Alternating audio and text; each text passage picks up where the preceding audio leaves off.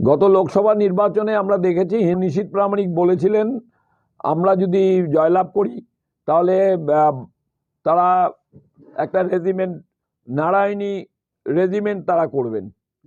কিন্তু আমরা দেখেছি ভোট নিয়ে কিন্তু সেই প্রতিশ্রুতি তিনি রক্ষা করেননি।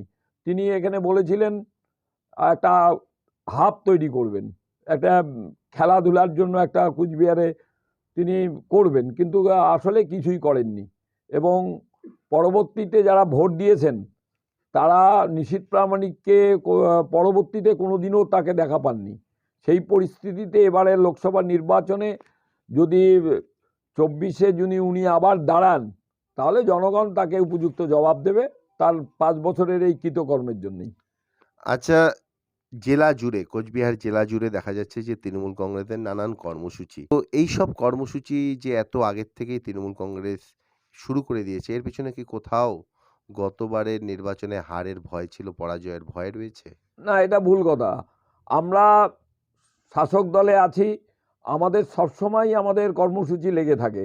গত পঞ্চায়েত নির্বাচনের আগের থেকেই আমরা 6 মাস আগের থেকে কিন্তু আমাদের প্রস্তুতি শুরু করে দিয়েছিলাম, তখনও পঞ্চায়েত নির্বাচন ডিক্লেয়ার হয়নি। কিন্তু তার আশানুরূপ আমরা ফল পেয়েছি। আমরা 128টার মধ্যে 104টা জয়লাভ করতে পেরেছি। বিজেপি তো বলেছিল তারা এবার নাকি জেলা পরিষদও দখল করবে, কিন্তু আমরা রেজাল্টে কি দেখলাম? 34টা জেলা পরিষদের সদস্যর মধ্যে আমরা 32টাতে জয়লাভ করেছি, ওরা 2টো মাত্র পেয়েছে। এবং 12টা পঞ্চায়েত সমিতির মধ্যে আমরা 12টাতেই জয়লাভ করেছি।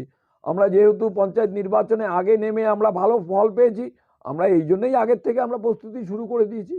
গত যে বিধানসভা নির্বাচন ছিল, সেই বিধানসভা নির্বাচনে দেখা গিয়েছিল যে কেন্দ্রীয় বাহিনী বিভিন্ন বুথে বুথে ছিল। এখানে একটা দুর্ঘটনাও ঘটে শীতলকুচিতেই।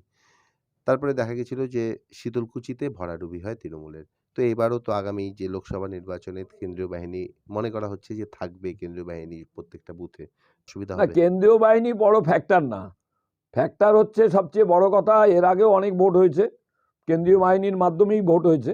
এবার বিধানসভা নির্বাচনে নিশ্চয়ই আমাদের এখানেও কেন্দ্রীয় বাহিনী যেমন ছিল তেমনি বাকি পশ্চিমবঙ্গের সবগুলোর বিধানসভা কেন্দ্রেই কেন্দ্রীয় বাহিনী। তাহলে আমরা রেজাল্ট 2011 সালের রেজাল্ট এবং 2016 সালের রেজাল্ট তার থেকেও আমরা ছাপিয়ে গেলাম 2021-এর বিধানসভা নির্বাচন।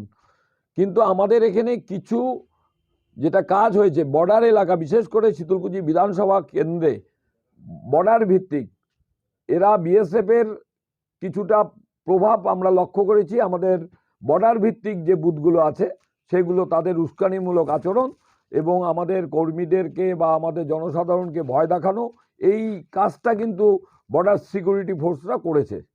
আগামী 29 তারিখ কি কর্মসূচি রয়েছে? না, আমাদের গত 13ই ডিসেম্বর আমাদের জেলা পার্টি অফিসে একটা মিটিং হয়েছিল, সেখানে সর্বসম্মতিভাবে সিদ্ধান্ত হয়েছে আমরা আমাদের কুচবিহার জেলার যে 9টা বিধানসভা আছে সেই 9টা বিধানসভায় আমরা একটা কর্মী সভা করব।